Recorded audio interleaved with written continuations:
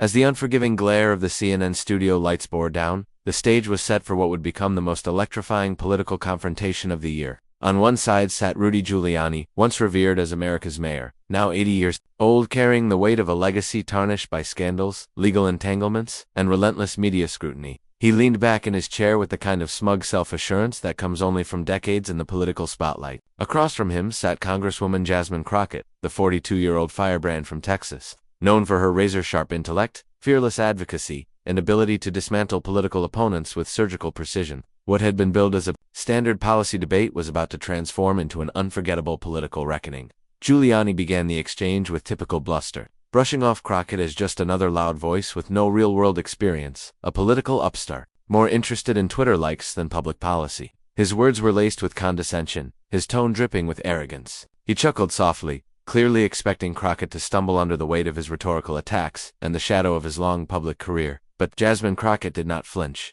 What came next would leave Giuliani stunned, the CNN panel speechless, and the internet ablaze. Crockett's response wasn't loud or dramatic. It was precise, each word like a chisel, stripping away the illusion of Giuliani's authority. "Mr. Giuliani," she said, her voice calm but steely. "Since you want to talk about the real world and how grown-ups make decisions, let's take a closer look at the decisions you've made. Not the ones from 20 years ago, but the ones you made recently. Should we start with your disbarment proceedings? Your alleged involvement in spreading false election narratives? Or maybe the fact that you're under investigation in multiple jurisdictions?" The studio fell into a heavy silence. You could hear the shift in the air. Even the seasoned camera operators instinctively tightened their shots. Giuliani's practiced grin flickered. He opened his mouth to interject, but Crockett wasn't done. "You see, you want to talk about grown-up responsibility? But grown-ups take accountability," she continued. "You once stood before the American people as a symbol of leadership in a time of tragedy. But instead of preserving that legacy, you chose to sell it off, piece by piece, for political gain." Giuliani tried to laugh it off. "I'm not here to entertain conspiracy theories or discuss frivolous lawsuits," he said dismissively, waving a hand. But the damage was done. His defenses looked worn. His armor of experience and reputation was cracking under the weight of Crockett's preparation. And she kept going, not with volume, but with relentless clarity. "You talk about experience like it's a badge of honor," Crockett said. "But experience without integrity isn't leadership, it's entitlement. I may be younger, but I don't hide behind a legacy. I show up, I do the work, and I answer for my choices. Can you say the same?" The moment ignited instant reaction across every major platform. Within minutes, clips of the exchange began circulating online. The hashtag Crockett crushes Giuliani began trending worldwide. Political commentators from both sides of the aisle couldn't stop talking about it. CNN replayed the clip at the top of every hour. MSNBC called it the moment old politics got put on trial. Even conservative outlets were forced to acknowledge the intensity of the takedown, even if they tried to defend Giuliani's performance. The debate had officially become a watershed moment, not just for Jasmine Crockett's career, but for a generational shift in American politics. It was no longer just about policy differences. It was about a fundamental change in the way political power is challenged, exposed, and redefined on live television. End for Rudy Giuliani, who had once commanded press rooms and city halls with ease. It was a stunning reminder. In today's political arena, reputation alone isn't enough to win. Facts, preparation, and moral clarity are the new standard, and Jasmine Crockett just set the bar. His voice, once confident and commanding, now wavered with uncertainty. "Is that what we're calling it?" Crockett asked, her brow arching in amused disbelief, her tone cutting through the tension like a blade. "Because I have a few documents here that might tell a very different story." She reached into her folder with deliberate precision, the kind of calm, practiced motion that draws attention in a courtroom, in this case, a live television studio. One by one, she laid out the documents on the table in front of her. The papers didn't just flutter, they landed with weight. Symbolic weight, legal weight, emotional weight. The cameras instinctively zoomed in, capturing every frame. Viewers at home leaned closer to their screens.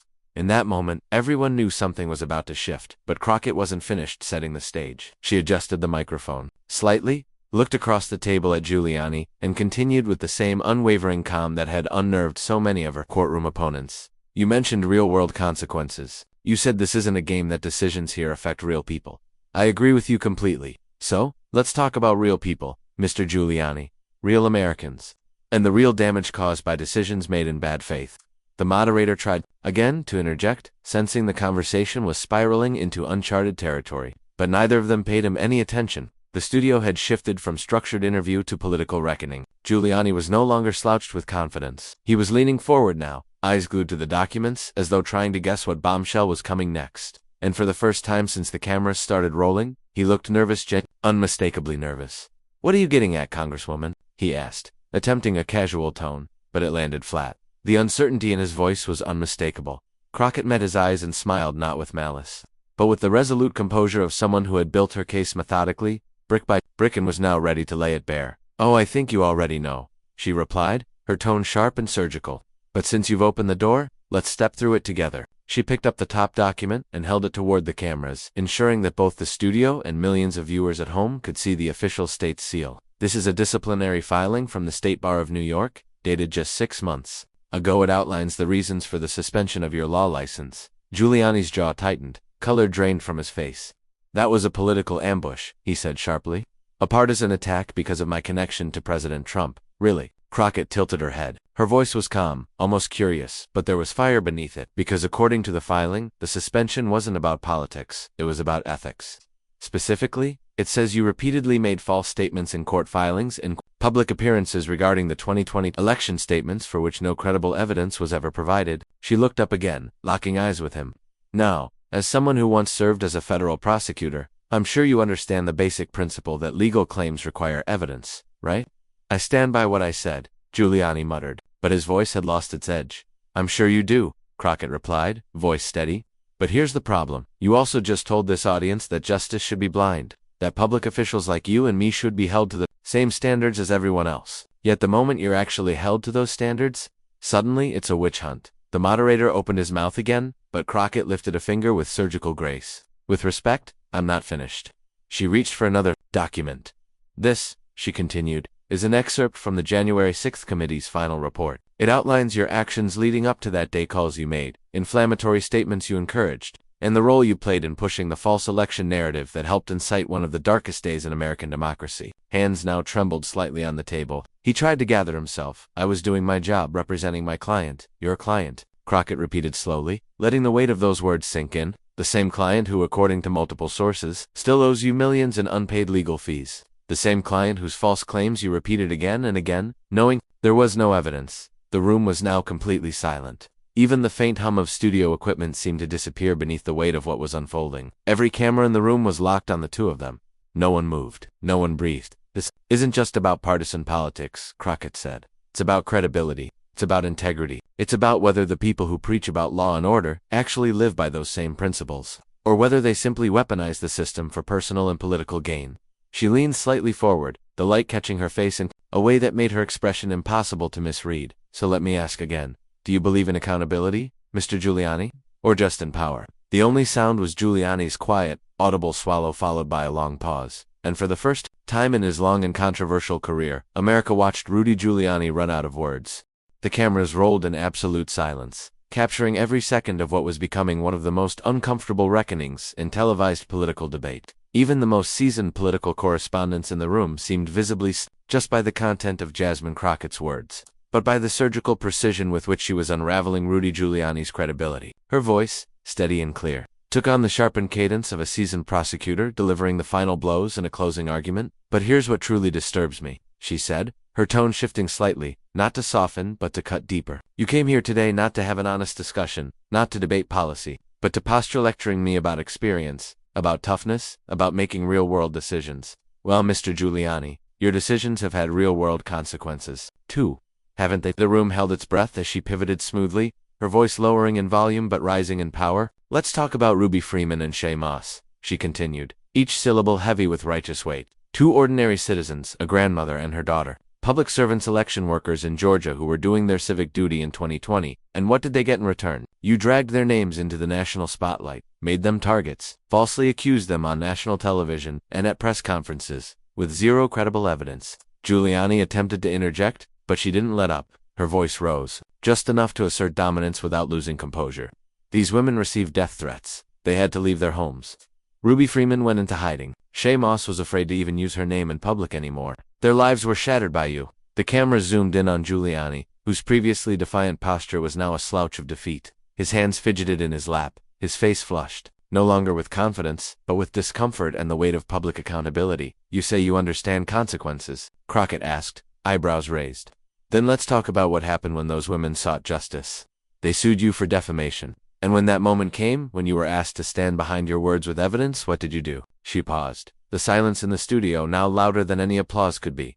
You filed for bankruptcy. You used legal loopholes to dodge accountability. Instead of defending your statements, the audience sat riveted, witnessing not a debate, but a reckoning. So tell me, Mr. Giuliani, with what moral authority do you sit here today and question my qualifications? I've spent years fighting for the voiceless, representing those who couldn't afford lawyers, who had no one else to speak for them in a system built to work against them. You, meanwhile, have spent the last few years abusing your influence, amplifying baseless conspiracy theories, and trying to escape the consequences when reality finally caught up. She turned to the cameras, locking eyes with millions watching from home. This is why criminal justice reform is so necessary. Not because we want to be soft on crime, but because we believe justice should apply equally to the poor, to the powerful, to everyone. And that includes former mayors, former prosecutors, and yes, even Rudy Giuliani. Giuliani, now visibly shaking, attempted to seize back control. His voice cracked as he raised a trembling finger, trying to accuse her of character assassination. This is exactly what I'm talking about. You're attacking me personally, instead of sticking to the issues. But Crockett was unshaken, her gaze locked onto his. Her voice calm but piercing, cut straight through the noise. Mr. Giuliani, you spent the first half of this appearance questioning my character, my experience, my qualifications. I'm simply responding with documented facts about your actions. If your own record feels like an attack, then maybe the problem isn't Ms. Demir. She didn't flinch as she continued. And as for debating issues, I'm happy to do that. But it starts with truth. And if your credibility is compromised by your own behavior, then it's only fair to ask whether you're still the right person to lecture anyone else. Giuliani was cornered, stammering in search of a rebuttal. I've spent decades serving the public. One mistake, one misstep doesn't erase a lifetime of work. You're absolutely right, Crockett said softly, surprising him. One mistake shouldn't define anyone, but this wasn't one mistake. It was a pattern of recklessness, of scapegoating, of refusing to admit when you're wrong, and worse, of hurting people and never looking back. She reached for the final document from her stack, lifting it slowly and deliberately. This is from just last week, news reports confirming that you're under investigation in multiple jurisdictions. You've lost your law license, you're buried in lawsuits, your own legal actions have caught up with you. She looked at him not with glee, not with malice, but with a rare combination of honesty and empathy. Mr. Giuliani, I take no pleasure in this, but you came here today to say I'm not qualified to speak on justice. And the truth is, right now, you're not just discussing criminal justice, you're facing it. Giuliani opened his mouth to speak, but nothing came out. For the first time, he was truly silent. So maybe, Crockett concluded, gathering her notes and placing them neatly in her briefcase, instead of lecturing young leaders about toughness and wisdom, maybe take this time to reflect on your own actions. And maybe, just maybe, you'll realize that accountability is not a political weapon, it's a civic necessity. The studio erupted not in chaos, but in stunned admiration. Applause broke out from corners of the audience, mixed with silent awe. The moderator, who had remained frozen for much of the exchange, finally cleared his throat, clearly shaken. But the story was already written. Rudy Giuliani sat motionless, deflated, his infamous swagger replaced with the weight of truths too heavy to escape. And Jasmine Crockett, poised and composed, had not just won a debate, she had delivered a lesson in responsibility, preparation, and fearless integrity. And then, with the quiet finality of a seasoned prosecutor delivering her closing argument, Jasmine Crockett calmly placed the stack of documents back into her folder. She looked every bit the composed, battle-tested litigator who had just dismantled her opponent with surgical precision. A heavy silence blanketed the CNN studio, broken only by the hum of the overhead lights. For several seconds, no one spoke, no one moved. The air felt electrified as the cameras continued rolling, capturing Rudy Giuliani's frozen mix of disbelief, humiliation, and dawning realization, while Crockett sat poised, composed, and in absolute control. Even the veteran moderator, long accustomed to high-stakes interviews, appeared momentarily paralyzed, unsure how to steer the conversation after witnessing what many would later call the most devastating live political confrontation in recent memory. When Giuliani finally managed to speak, his voice was barely audible. Stripped of the bombast that had once made him a force on television, I came here to talk policy, not to be personally attacked, he stammered, his earlier bravado completely gone, his shoulders visibly slumped.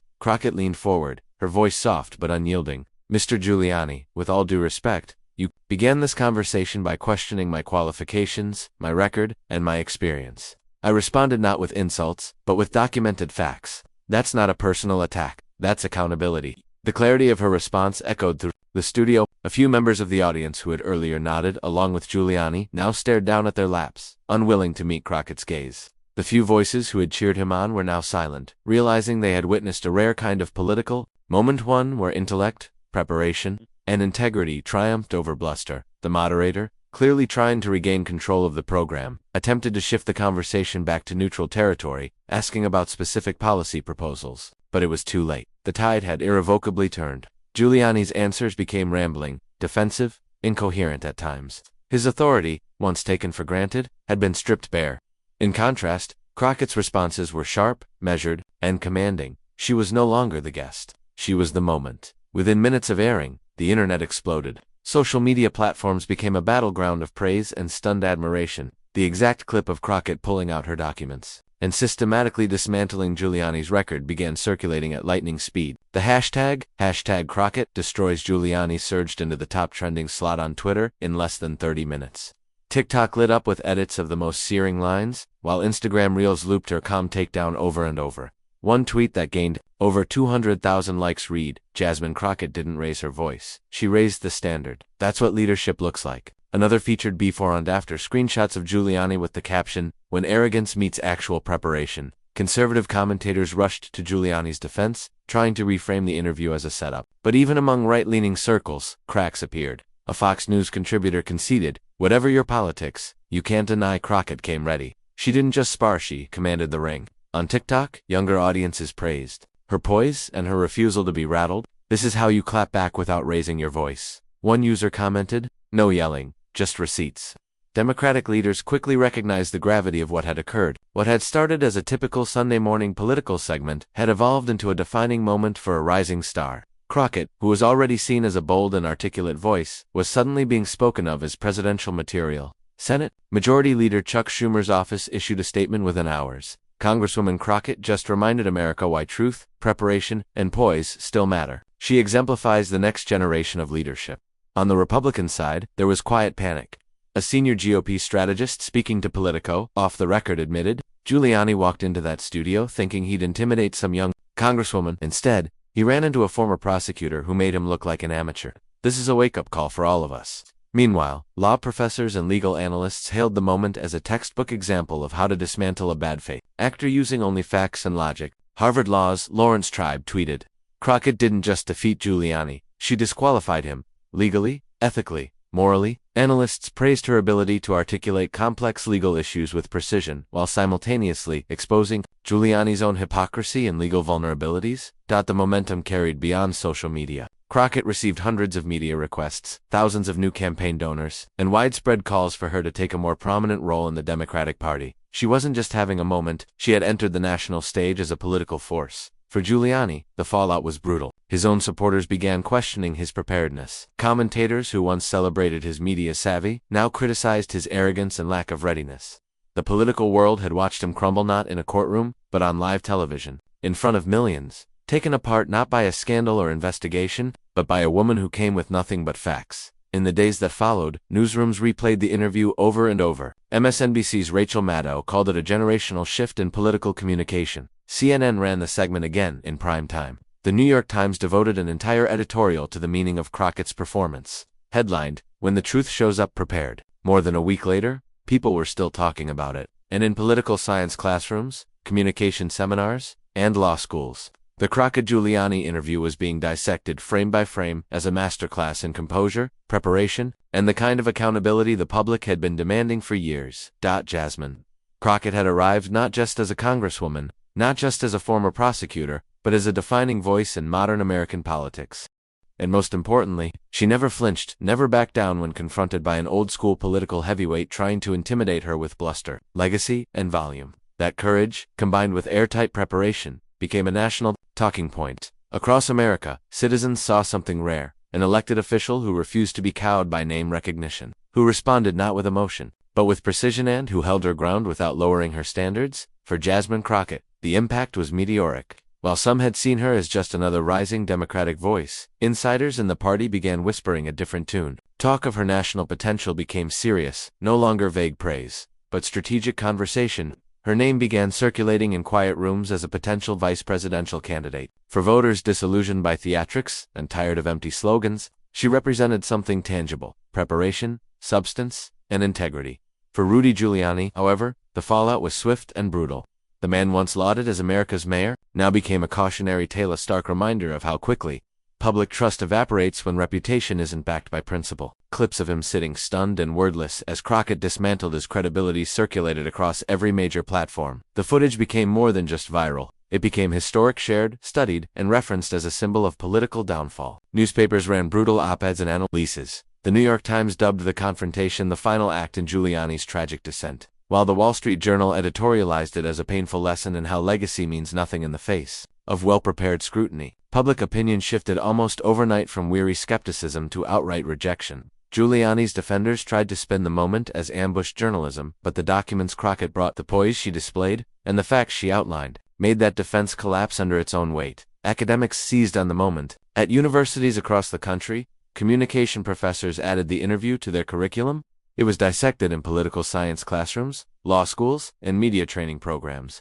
Crockett's performance was used to illustrate key lessons: the value of calm under fire, the power of evidence, the necessity of strategic timing. Her ability to stay composed while turning Giuliani's aggression back on him became textbook material. But perhaps the most significant takeaway was what the interview said about the generational shift in American politics, where older politicians had long relied on seniority, media access, and institutional deference. Younger leaders like Crockett were showing that reputations built in a pre-digital era could crumble under the weight of facts in real time. Social media had changed the battlefield. No longer could political veterans hide behind legacy. The camera was always rolling, and the truth always had a platform. Political strategists took note.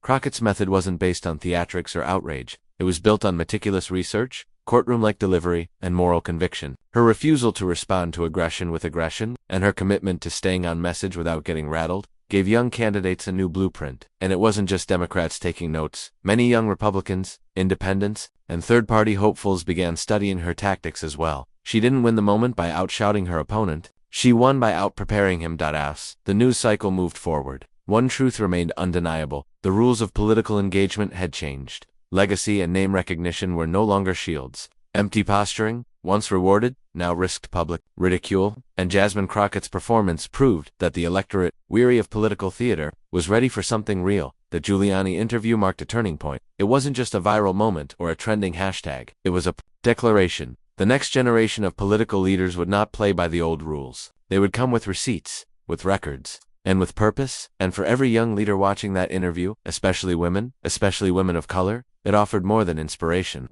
It offered permission. Permission to push back, permission to speak up, permission to confront power, not with fear, but with facts. As voters processed what they had witnessed, one thing became increasingly clear: this wasn't just an interview, it was a reckoning. And if you found this breakdown of political accountability powerful, make sure to subscribe and hit that notification bell. We've got more deep dives into the moments that are reshaping American politics. Tell us in the comments, should this level of preparation and accountability be the new standard? Because if it is, the game has officially changed.